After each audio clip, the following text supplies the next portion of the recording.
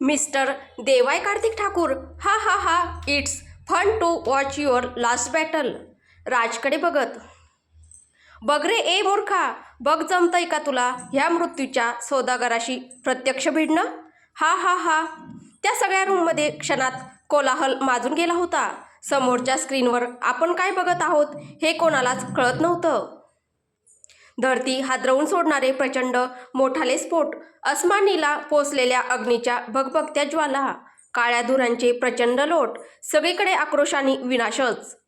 The देवाय कार्तिक ठाकूर, तो सैतान, तो कुरकर्मा सिकंदर देश विदेशातलं राठोड साम्राज्य खालसा करत भामराकडकडे वेगाने प्रयाण करत होता.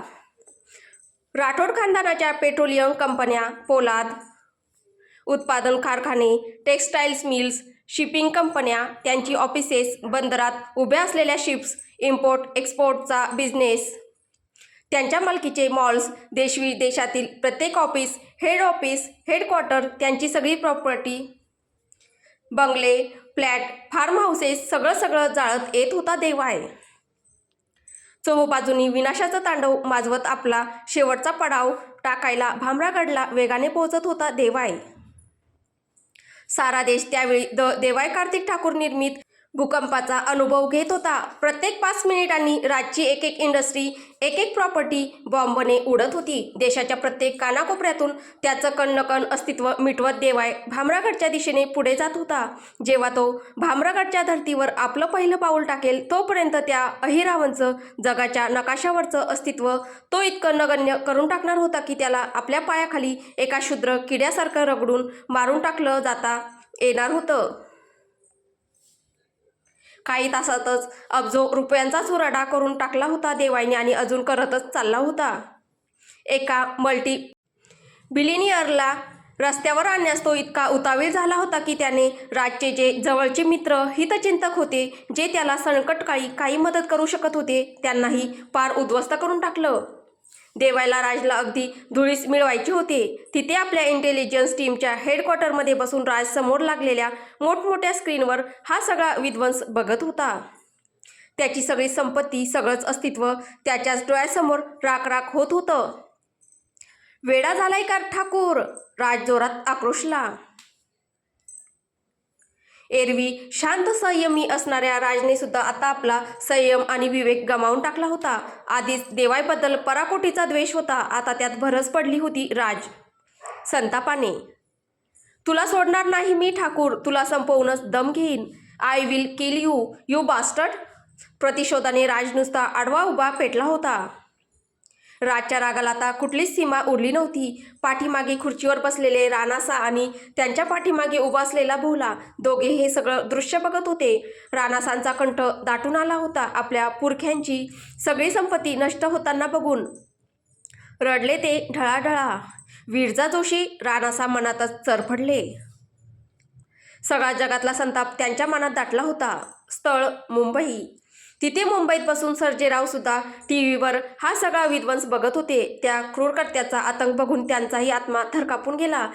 ज्याला ते फासायला निघाले होते, तो कोणत्या पातळीवर जाऊन क्रूरपणा करू शकतो याचं जणू त्यांना रिमाइंडर मिळालं होतं. त्याचवेळी त्यांचा गुप्त फोन टिवटिवला. हायकमांड. पद्मा ठाकरे होत्या फोनवर. हायकमांड, जिथे आहात तिथेच राहा सर्जेराव, अजिबात काही हालचाल करू नका, नाहीतर सगळ्यांनाच घेऊन बुडवाल. या सैतानाला एकदाचं भामरागडच्या जंगलात पोहोचू दे, मग बघू त्याच्याकडे. तिथेच त्याला गाठायचं आणि तिथेच कायमची पुरायची त्याची ती जीवनकहाणी. तोपर्यंत शांत, एकदम शांत. सर्जेरावांना शांत राहण्याचा सल्ला देणाऱ्या हायकमांड पद्मा ठाकरेचा स्वतःचा स्वर कापत होता. हातपाय थरथरत होते. त्यांनी कसा तरी तो फोन घाबरत हातात पकडून ठेवला होता. इथे घाबरलेला सर्जेराव काहीतरी पुटपुटला. मॅडम, ते आर्मी. तशा खवळल्या पद्मा मॅडम त्याच्यावर. अरे मूर्ख, गाढव माणसा, तुला अक्कल आहे का रे बुजगावण्या? तुला एकदा नीट सांगितलेलं कळत नाही का? तो जर सैतान एवढा विध्वंस करत आहे, तो पण एवढ्या कॉन्फिडेंटली करत आहे, तर मग समजून जा, त्याने आपली वरची तिकीट कधीच काढून ठेवली आहे. फक्त त्यावर ठप्पा पडायचा बाकी आहे. आर्मी पोहोचायच्या आधीच आपण वरती पोहोचू, त्यामुळे चूप, एकदम चूप. 2 मिनिटांनी शांत होत पद्मा मॅडम परत बोलल्या, सर्जेराव नीट ऐका परत. आपल्या डोक्यावर टार्गेट सेट झाली आहेत. आपण या क्षणी काहीही केलं तर आपला मृत्यू निश्चितच आणि आपल्या जवळच्या लोकांचा सुद्धा. या झंझावाताला भामरागडच्या हद्दीत एकदा पोहोचू दे, मग काय ती हालचाल करा, ती पण त्रयस्थ व्यक्तीकडून. तुमचा त्यात कुठलाही दुरावयानेही संबंध येणार नाही याची काळजी घेत. कळलं का? पद्मा मॅडम बोलल्या. एरवी बडबड करणाऱ्या सर्जेरावांची बोलती बंद झाली होती. शेवटी परत वैतागून पद्मा मॅडम जोरात ओरडल्या, ए बत्ताशा, कळलं का? तसं दचकून सर्जेरावांनी हो हो करत मान हलवली आणि पलीकडून हायकमांड पद्मा ठाकरे यांनी जोरात फोन दानकन आपटला. स्क्रीनवर तो सगळा विध्वंस बघत असलेल्या सर्जेरावांच्या अंगावरचे काटे अजूनही शारलेलेच होते. थरथर कापत त्यांनी हातातला फोन शांतपणेच खाली ठेवून दिला. स्थळ भामरागड. राणासांचा कक्ष. आता काही क्षणांपूर्वी झालेल्या अग्नितांडवाने राणासांना भामरागडचं भविष्य निश्चित दिसत होतं. तो म्हणजे विनाश, संपूर्ण विनाश. त्यांचं ते म्हातारं हृदय अजून तडफडत होतं भामरागडसाठी, त्या एका सुटकेच्या मार्गासाठी. राणासा मनात, कोण असेल तो जो भामरागडला ह्या क्षणी वाचवू शकेल. आणि मग त्यांना डोक्यात क्लिक झालं. त्यांनी लगेच पाठीमागे वळून भोलाला सांगितलं, भोला, फोन लाव. कोणाला राणासा? म्हाताऱ्या भोलाने विचारलं. राणासा, देवाय कार्तिक ठाकूरच्या बापाला, कार्तिक ठाकूर उर्फ आबासाहेबाला. कार्तिक ठाकूर? म्हाताऱ्या भोलाने आश्चर्याने विचारलं. राणासा, हो, कार्तिक ठाकूर. ह्या देवाय ठाकूरच्याही अगोदर एक मोठा जन्माला आला होता. तो म्हणजे आधीचा कार्तिक आणि आताचा सभ्य आबासाहेब. म्हाताऱ्या भोलाकडे पाणावलेल्या डोळ्यांनी रोखून बघत, आता आपला डाव खेळण्याची वेळ आली आहे भोला, नाहीतर सगळं भामरागडच नष्ट होऊन जाईल. आणि आम्ही ते आमच्या जिवंतपणी कदापि होऊ देणार नाही. इथे ठाकूर पॅलेसमध्ये. आबासाहेबांच्या बेडरूममध्ये ट्रिंग ट्रिंग करत फोन वाजू लागला आणि अजून एक रक्तबंबाळ खेळ नियतीच्या पटलावर हळूहळू उलगडू लागला. एक असा नवीन खेळ जो आजपर्यंतच्या ह्या युद्धाची सगळी परिणामेच बदलून टाकणार होता. Direct checkmate. I am so scared. कारण tick tock tick tock tick tock tick. आपल्या बेडरूममध्ये बसून आबासाहेब मोठ्या स्क्रीनवर संपूर्ण देशात चाललेला हा प्रलयकारी विध्वंस बघत होते. त्यांना कोणाला काही विचारायची गरजच पडली नाही की हे सगळं कोणी घडवलं. त्यांना चांगलंच माहीत होतं, ह्या सगळ्या विनाशाचा एकमेव करता करविता रचेता होता त्यांचा स्वतःचा मोठा मुलगा, तो क्रूरकर्मा देवाय कार्तिक ठाकूर. आपल्या स्फोटच्या गोळ्याने घडवून आणलेल्या ह्या भयंकर विनाशकारी प्रलयाची तीव्रता बघून प्रत्येक क्षणी काळीज खाली बसून जात होतं त्यांचं. एखादं पोलाद विरतळावं त्याप्रमाणे त्या मोठमोठ्या गगनचुंबी इमारती नुसत्या खाली कोसळत होत्या. नावाजलेली पेट्रोलियम कंपनी, तिच्या रिफायनरीज, मोठमोठे कारखाने, आंतरराष्ट्रीय कंपनीची ऑफिसेस, शॉपिंग मॉल्स, ती बंदरात उभी असलेली अगडबंब जहाजे, क्षणार्धात सगळंच आगीच्या भक्ष्यस्थानी पडून भकाभका जळत होतं. तो विध्वंस इतका जबरदस्त होता की भगभग करत जळत असलेल्या कुठल्याच गोष्टीचा सांगाडासुद्धा पाठीमागे उरत नव्हता. सगळंच धडाम करून जमीनदोस्त होत होतं. धूमधडाक स्फोटांचा प्रचंड आवाजाने आकाशात नुसत्या ठिकऱ्या उडत होत्या त्या सगळ्या अलिशान वस्तूंच्या. संपूर्ण आकाश झाकळून गेलं होतं त्यांच्या काळ्याकुट्ट धुराच्या लोटांनी. प्रचंड स्फोटाने निर्माण झालेल्या तेवढ्याच मजबूत हादऱ्यांनी त्या वस्तूंच्या आसपास असणाऱ्या इमारतींना पण भयंकर तडे गेले होते. देशविदेशींचे स्टॉक मार्केट पत्त्याच्या कागदी बंगल्याप्रमाणे धडाधडा खाली कोसळत होते. अब्जावधीच्या साधनसंपत्तीचा नुसता चुराडा झाला होता काही एक तासातच. देशात सगळीकडे भयंकर दहशतीचं वातावरण पसरलं होतं.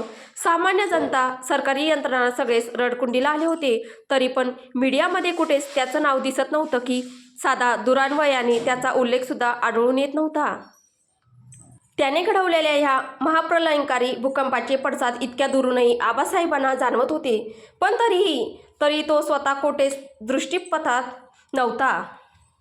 लाखो लोकांचा आक्रोश, तो विध्वंस, तो त्याचा तांडवा आणि ह्या सगळ्या विनाशाच्या खाली असलेला त्याचा तो जीव गोठवून टाकणारा थंडपणा. तो देवाय कार्तिक ठाकूर अजून स्वतःहून मैदानात उतरला नव्हता. आणि तो जर प्रत्यक्ष स्वतः मैदानात उतरला तर स्वतःच्याच विचारांनी काळीच नुसतं थर कापून गेलं आबासाहेबांचं.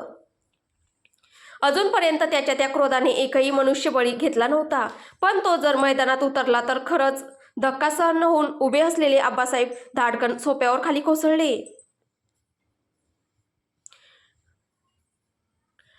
डोळे पाण्याने डबडबले त्यांचे. माझा देव, माझं रक्त इतकं प्रलयकारी कसं निघालं? त्यांनी पाणावलेल्या डोळ्यांनी स्वतःलाच प्रश्न केला, पण लगेच त्यांच्या अंतर्मनाने त्यांना तिखट उत्तर दिलं. ह्याला तूच जबाबदार आहेस कार्तिका. विसरलास का तू स्वतःचा तो काळा भूतकाळ, ती तुझी क्रूर कर्म? ही काळा भूतकाळच पुढचा निर्दयी निर्गुण भविष्य बनवतो कार्तिक ठाकूर. आणि तुझा भूतकाळ तर हा आता भोग तुझ्या कर्माची ही तितकीच दुष्ट फळ. आणि तुझ्याबरोबर आता हे सारं जगही भोगेल. कार्तिक ठाकूरचं तितकंच क्रूर तांडव. आपल्या अंतर्मनाने खपली काढलेल्या भूतकाळाच्या आठवणींनी सरकन काटा गेला आबासाहेबांच्या अंगावरून. सर्वांग भीतीने धडधड शहारलं, पण त्यांना माहीत होतं ही गोष्ट इथेच संपणारी नाही. हा प्रलय इथेच संपणार नाही. ही तर फक्त एक नांदी होती त्या येणाऱ्या भयंकर युद्धाची, ज्याच्या पडसादाने साऱ्या देशाची कुंडलीच बदलून जाणार होती. फक्त एक साधासा अतिसामान्य ट्रेलर त्याच्या तांडवाचा. पूर्ण पिक्चर तर त्या भामरागडमध्ये घडणार होता, with full action. Bhamragad. Abasaheb थरथर कापत स्वतःशीच पुटपुटले. हेच नाव सांगितलं होतं ना त्या चॅनलवाल्याने? त्या साऱ्या नुकसान झालेल्या संपत्तीमध्ये सगळ्यात जास्त संपत्ती होती ती भामरागडच्या राठोड खानदानाची. आबासाहेब स्वतःशीच पुटपुटत. हो हेच नाव होतं त्या जागेचं. आणि त्या जागेचा कुंवरसा, राठोड खानदानाचा मोठा मुलगा देवराज सिंग राणा अशोक राठोड, राठोड साम्राज्याचा एकुलता एक वारसदार. लगेच त्याचं ते देवराज हे नाव आबासाहेबांच्या डोक्यात कुठेतरी अडकलं. देवराज. आणि त्यांची खात्रीच पटली. हाच तो अजून एक देव. आबासाहेबांचे हातपाय नुसते थरथर कापले. घसा कोरडा पडला. व विरजा ह्याच्याकडे आहे का? यानेच तिचं अपहरण केलं का? असेलच. त्याशिवाय देवाय त्याचं साम्राज्य धुळीस मिळवण्यासाठी इतका पेटला नसता. आबासाहेबांना परत एकदा देवाच्या विरजावरच्या अतिरेकी प्रेमाची परत जाणीव पटली. वेडा देव, वेडी विरजा आणि तो मूर्ख कुंवरसा. नको त्या व्यक्तीच्या नको त्या वस्तूलाच त्याने हात लावला होता. आता विनाश तर निश्चितच होता ना. आबासाहेब तोंड आवासून अजून त्या स्क्रीनवर झळकत असलेल्या कुंवर देवराज सिंगच्या फोटोकडे बघत होते. आबासाहेब मनात, ह्याने तर तिचं नुसतं अपहरण केलं तर त्याचं सगळं साम्राज्य देवाने क्षणात धुळीस मिळवलं. पण आम्ही तर. आबासाहेबांच्या डोळ्यासमोरून इतक्या वर्षात ठाकूरांकडून विरजावर झालेल्या अत्याचाराची यादी सरकली आणि त्यांचा आत्मा थरकापला.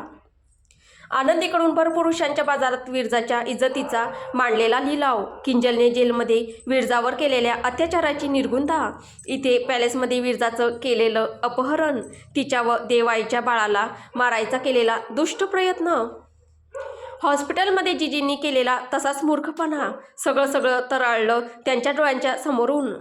राजीव, ध्रुव आणि कियरा अजून तरी त्यांच्याकडून असं काही घडलेलं समोर आलं नव्हतं, पण त्यांनी पण असंच काहीतरी छुप कारस्थान देवाईच्या विरुद्ध त्याच्या पाठीमागे रचलं असेल तर. आबासाहेब मनात म्हणत होते, चुकीला माफी नाही. देवाईचं हे वाक्य आबासाहेबांच्या कानात गुंजत होतं तर त्यांच्या त्या बंद डोळ्यांच्या समोर ठाकूरांच्या पॅलेसच्या प्रांगणात ओळीने ठेवलेले पांढऱ्या कपनाने झाकलेले ते 6 मृतदेह दिसत होते. आनंदी, किंजल, जिजी, राजीव, ध्रुव आणि झरकन. शेवटच्या मृतदेहावरचा पांढरा कपनचा कपडा हवेच्या झोताने बाजूला उडाला आणि खाली होती माझी लाडकी कियरा, माझी निष्पाप कियरा. नाही, माझी भोळी बाबडी कियरा नाही. आबासाहेब स्वतःशीच जोरजोरात मोठमोठ्याने किंचाळत होते, धाय मोकलून रडत होते. त्यांच्या त्या हृदयद्रावक आक्रोशाने घरातले सगळेच धावत पळत त्यांच्या बेडरूममध्ये आले. दादा काय झालं? राजीवने काळजीने विचारलं. मोठे बाबा, सगळं ठीक आहे ना? ध्रुव चिंताग्रस्त झाला होता. हल्ली छोट्या गोष्टींची सुद्धा भीती वाटायला लागली होती त्याला. किंजल तर गळ्यातच पडली. डॅड प्लीज, आणि धाय मोकलून रडायला लागली. तिथे कियराही रडत होती हुंदके देऊन. त्या बिचारीला तर काही कळतच नव्हतं. फक्त आपल्या परिवारावर अजून नवीन संकट आलं ह्या आशंकेने ती आनंदीला घट्ट बिलगून रडत होती. कधी हे सगळं ठीक होणार मम्मा? आबा, राजीव, आनंदी, जीजी आणि ध्रुव सगळेच एकमेकांच्या तोंडाकडे बघत होते. कोणाकडेच कियाराच्या त्या निरागस प्रश्नाचं उत्तर नव्हतं. टीव्हीवर अजून त्या घडलेल्या विध्वंसाच्याच बातम्या चालल्या होत्या. त्या सगळ्यांच्या नजरा आपापसात मिळाल्या आणि त्यांना जे कळायचं होतं ते कळालं. डोळे पाणावले, काळीच भीतीने गोठून गेली. भविष्य मृत्यूच्या पटलावर दिसून येत होतं. सर्वप्रथम आबासाहेबांनी स्वतःला सावरलं आणि त्या सगळ्यांनाच धीर दिला. शेवटी ते ह्या परिवाराचे प्रमुख होते. त्यांना हिमतीने उभे राहण्याशिवाय दुसरा पर्याय होताच कुठे? जर तेच ढासळले तर सगळाच परिवार विखरून गेला असता आणि ते हे आपल्या जीवितपणी कदापि होऊ देऊ शकत नव्हते. आबासाहेब सगळ्यांना खोटं खोटं समजावत बोलले, सगळं ठीक आहे, सगळं कंट्रोलमध्ये आहे, तुम्ही कसलीच काळजी करू नका, मी आहे ना, मी सगळं व्यवस्थित करेल, व्यवस्थित सांभाळेल सगळं, तुम्हाला कधीच काहीच होऊ देणार नाही. हा या कार्तिक ठाकूरचा शब्द आहे, माझं अढळ वचन. आबासाहेबांच्या त्या ठाम शब्दांनी खरंच त्या सगळ्यांना धीर आला, ज्याची त्या सगळ्यांना या कठीण प्रसंगी खरंच गरज होती. थोड्या वेळाने एकमेकांना गळाभेट घेत ते सगळेच आपापल्या रूममध्ये पांगले. पण इथे आबासाहेब मात्र विचारात पडले. कसं शक्य आहे हे? बराच वेळ ते आपल्या बेडरूमच्या बाल्कनीत एरझाऱ्या घालत याच विषयावर विचारमंथन करत होते. किती वेळ गेला माहीत नाही. रात्रीच्या थंड वाऱ्याने ते जरा भानावर आले. तेवढ्यात त्यांचं लक्ष आत बेडरूममध्ये वाजणाऱ्या फोनकडे गेलं. कधीपासून वाजत होता कोणास ठाऊक. फोन उचलला तर पलीकडून आवाज आला, खम्मागणी आबासाब, मी राणा अशोक सिंग राठोड, भामरागडचा राणासा, कुंवर देवराज सिंग राठोड यांचा, तुमच्या मुलाच्या कट्टर शत्रूचा हतबल पिता. तिथे दोन मुलं एकमेकांचं रक्त पिण्यास आतुर झाले होते, तर इथे दोन हतबल बाप आपला परिवार, आपली जवळची लोक, आपल्या पूर्वजांचा वारसा टिकवण्यासाठी धडपडत होते. राणासांचा तो आवाज ऐकून आबासाहेब काही क्षण स्तब्धच झाले. बोलणार तरी काय होते ते राणासांना? त्यांच्या स्वतःच्या मुलाने त्यांच्या साम्राज्याच्या एक कण न कण उद्ध्वस्त करून टाकला होता. थोड्या वेळाने सावरत आबासाहेब राणासांना बोलले, खन्नी घम्मा राणासा, देव ऐकणार नाही. जोपर्यंत त्याची पत्नी विरजा त्याला मिळत नाही तोपर्यंत तो कोणाला सोडणार नाही. तुम्हाला विरजाला, देवाच्या पत्नीला, ठाकूर खानदानाच्या कुलवधूला परत करावेच लागेल. दुसरा पर्याय नाही हा विध्वंस थांबवण्याचा. नाहीतर प्रलय येऊन जाईल. आणि हे मी एक बाप म्हणून सांगत नाही, एक अशी व्यक्ती म्हणून सांगतोय ज्याने त्याचा रौद्रावतार बघितला आहे. आबासाहेब एकदम शांतपणे बोलले. त्यांच्या बोलण्यात राग कुठेच नव्हता, होती तर अपार हतबलता आणि बक्कळ दुःख. राणासा आपल्यासमोर अजून एका हरलेल्या बापाला बघत होते. ते खिन्नपणे स्वतःशीच हसले. त्यांचं ते पराभूत हसू आणि डोळ्यातून कोसळणारे अश्रू आबासाहेबांच्या मनाला भिडत होते. शेवटी तेही त्याच मनस्थितीतून जात होते. राणासा खिन्नपणे हसत आबासाहेबांना बोलले, ठीक बोलले आबासाहेब, देव ऐकणार नाही. जोपर्यंत त्याची विरजा त्याला मिळत नाही तोपर्यंत तो कोणाला सोडणार नाही. नाही देणार आहे देव त्याची विरजा कोणालाच. राणासांचं गुंतागुंतीचं बोलणं ऐकून आबासाहेब आश्चर्याने बोलले, म्हणजे? राणासा, म्हणजे आबासाहेब, तुमचा मुलगा ज्या जादूत अडकला त्या जादूपासून माझा मुलगा वेगळा कसा राहू शकतो? सगळं भामरागड कुर्बान करायला निघाला तुमच्या त्या कुलवधूच्या पायी. प्रेमात पडलाय, खऱ्याखुऱ्या प्रेमात तुमच्या सुनेच्या, देवाय कार्तिक ठाकूरच्या पत्नीच्या. आधी हा फक्त हा सूड होता माझ्या लहान मुलाच्या धवनच्या हत्येचा, पण आता ही अशी दुर्दैवी प्रेम कहाणी बनलेली आहे ज्याच्यात सगळ्यांच्या निर्गुण अंताशिवाय काहीच नाही. आबासाहेब ते ऐकून जागीच थिजून गेले. विरजा गणेशराव जोशी, तिला कसं विसरून गेलो मी? आबासाहेब गोठलेल्या अवस्थेत स्वतःशीच पुटपुटल्यागत बोलले.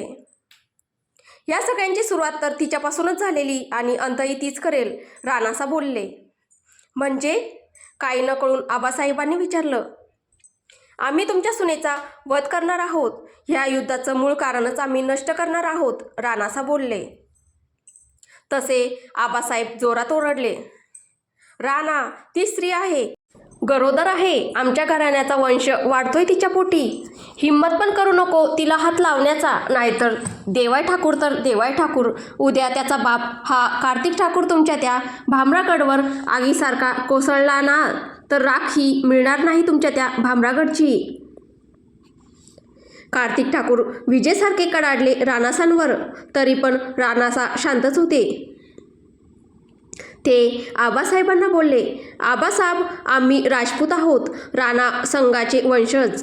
पिढ्यानपिढ्या स्त्रियांच्या अब्रूच्या रक्षणासाठी प्राण हातावर घेऊन लढलो आहोत.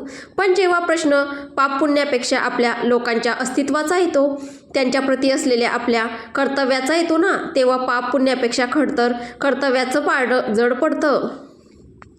आम्ही तुमच्याकडे काहीतरी मदतीच्या आशेने आलो होतो, पण मला माझ्यापेक्षाही जास्त दुर्दैवी बाप भेटला. माफ करा आबासाहेब, पण तुम्हाला खरंच वाटतं देवाय परत येऊन तुम्हाला सोडून देईल? आम्हाला हवेलीत विरजाविरुद्ध झालेली सगळी षडयंत्रे माहीत आहेत. राज त्याच्या सगळ्या माणसांनीशी गेली 3.5 वर्ष मुंबईत तुमच्या घराच्या आसपासच तळ ठोकून होता. खरंच सांगा, खरंच देवाय सोडेल तुम्हा सगळ्यांना, तुमच्या त्या क्रूर गुन्ह्यांना? जसे तुम्ही तिथे हतबल आहात, तसाच मीही हतबल आहे इथे. मी माझ्या जनतेचा सर्वनाश बघण्यापेक्षा एका स्त्रीला तिच्या आयुष्यापासून मुक्त करणं योग्य समजेल. माफ करा.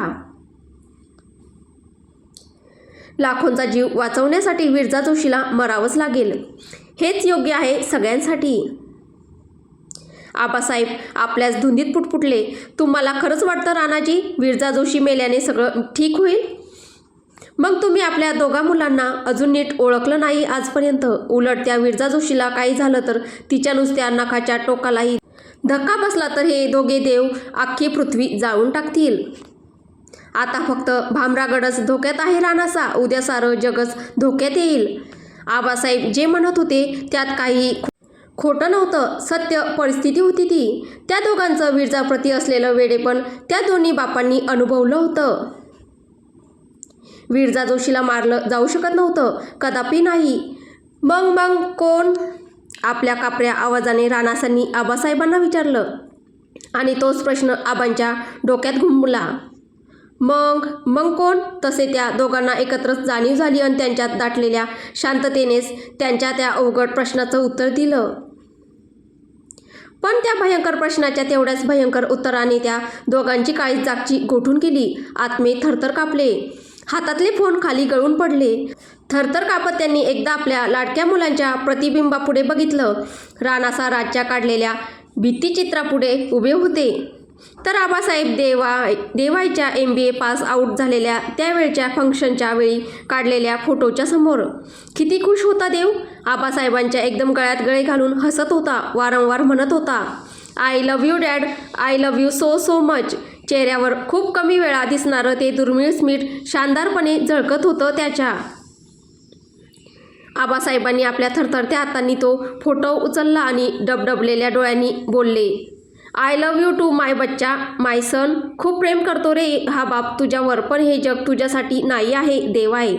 तुझ्या रागासाठी, तुझ्या आणि विरजाच्या प्रेमासाठी नाही बनलं आहे हे जग.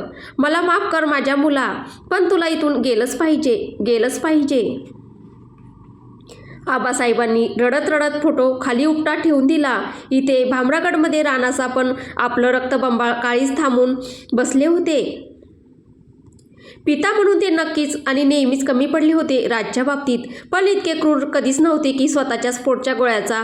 राणासांनी पुढच्या विचारांनी आपले डोळे गच्च मिटून घेतले. भोला उभा होता त्यांच्यासमोर अवाक होऊन बघत. राणासांनी भोलाला विचारलं, तुला जर कर्तव्य आणि प्रेम ह्याच्यातून एक निवडायची वेळ आली तर काय निवडशील भोला? उत्तरादाखल त्याची आपल्या समशेरीवरची मूठ घट्ट झाली. राणासांना त्यांचं उत्तर मिळालं. डोळ्यातून अश्रू कोसळत होते, पण आज त्यांनी ते पुसण्याचेही कष्ट घेतले नाही. तसंच मुक्तपणे कोसळू दिलं त्यांना. आज आपल्या स्वतःच्या मुलाला मृत्यूदंडाची शिक्षा सुनावत होते ते. कसा रडणार नाही एक हतबल बाप? राणासा भोलाला आपल्या आंधळ्या पुत्रप्रवाहाने त्या धृतराष्ट्राने आपला सगळा कुरुवंश धुळीस मिळवला. आपल्या निष्पाप लाखो करोडो जनतेला मृत्यूच्या खाईत लोटलं. मी तसं करू शकत नाही. हा भामरागडचा रानासा असं करू शकत नाही. मी माझ्या भामरागडचं स्मशान राजला कधी बनवू देणार नाही. रानासा गरजले. मग हुकूम? म्हातारा बोला फुटफुटला. त्याला उत्तर माहीत होतं, पण तरी त्याचं काहीच मानत नव्हतं. अजूनही वाटत होतं काहीतरी गफलत होते ऐकण्यात, समजण्यात. डोळ्यात पाणी तरळलं. पण पाठीमागे वळलेल्या रानासाच्या डोळ्यातल्या दुःखाच्या डोहाने त्याची पुष्टीच केली. मार त्याला, एकच सफाईदार वार आणि सगळं समाप्त. म्हातारा भोलाने रानासांना लावून नमस्कार केला आणि आपल्या काळजावर मनामनाचं ओझं घेऊन जड पावलांनी चालायला लागला. रानासांनी पाठीमागून आवाज दिला तसा तो जागीच थबकला. रानासा पाठीमागे न वळता बोलले, त्याला सांग, त्याचा पाषाण हृदयी बाप त्याच्यावर खूप प्रेम करतो. कधी त्याला बोलू नाही शकलो, पण आता शेवटच्या क्षणी. पुढे बोलवलं नाही रानासांना आणि ते एकदम गप्प झाले. म्हातारा भोला काय बोलणार होता तो तसाच चालत होता. भोला मनात दुःखी होत. या युद्धात 2 बाप आपली मुलं गमावणार नाहीत तर 3 बाप आपल्या घरचे चिराग गमावणार आहेत. भरलेल्या डोळ्यांनी भोलाने दूरवर नजर टाकली. वेशीपाशी कोळसाच्या बाजूलाच त्याचा मुलगा पवन उभा होता, तटबंदीची व्यवस्था बघत. भोलाला चांगलं माहीत होतं, राजला मारायचं म्हणजे त्याआधी त्याला स्वतःच्या मुलाचे, पवनचे प्राण घ्यावे लागतील. नियतीने कसं आज 3 हतबल बापांना स्वतःच्याच पोटच्या मुलांविरुद्ध उभं केलं होतं. कोण जिंकणार होतं, हतबल बाप की सगळे जग नष्ट करण्यासाठी उतावीळ झालेली त्यांची स्वतःची मुले? Kill him. तिथे ठाकूर पॅलेसमध्ये आबासाहेब कोणाशी तरी फोनवर बोलत होते. Kill him. गोळी बरोबर हृदयातून आरपार गेली पाहिजे. एक क्षणही दुखलं नाही पाहिजे. हृदयातून गोळी पार अन तत्काळ मुक्ती. खूप सहन केलंय त्याने आतापर्यंत आणि आता जिवंत राहिला तर अजून सहन करेल. मुक्ती हवी त्याला, कायमची मुक्ती. मी त्याला मारत नाही आहे, मुक्ती देतोय ह्या दुष्ट जगापासून, आमच्यापासून, ह्या सगळ्या स्वार्थी नात्यांपासून. हे जग त्याच्यासाठी, त्याच्या त्या वेड्या प्रेमासाठी नाही बनलं आहे. त्याला या जगातून गेलंच पाहिजे, तरच तो सुखी राहील. नाहीतर जन्मभर असंच शापित अश्वत्थामाचं केविलवानं जगत राहील. देव, माझा देव. आबासाहेब धाय मोकलून रडत होते आणि पलीकडच्या कॉलवरचा व्यक्ती श्वास रोखून आपल्या समोरच उभ्या असलेल्या त्या अपराजित सिकंदराला भरलेल्या डोळ्यांनी बघत होता. एक साधीशी त्याच्यासमोरच फुलत गेलेली प्रेम कहाणी. नशिबाच्या दुर्दैवी पटलावर ह्या रूपात त्याला सामोरी दिसेल हा विचारच त्याने कधी केला नव्हता. डोळ्यातून अश्रूच्या धारा वाहू लागल्या. तशा त्या लपवण्यासाठी तो लगेच मागे पलटला. आता पुढे काय होईल हे आपल्याला पुढच्या भागात पाहायला भेटेल. तुम्हाला ही कथा कशी वाटते आहे कमेंटद्वारे नक्की कळवा. कथा आवडत असेल तर व्हिडिओला लाईक करा, शेअर करा. कथेचे पुढील भाग ऐकण्यासाठी आपल्या चॅनलला सबस्क्राईब करा. धन्यवाद.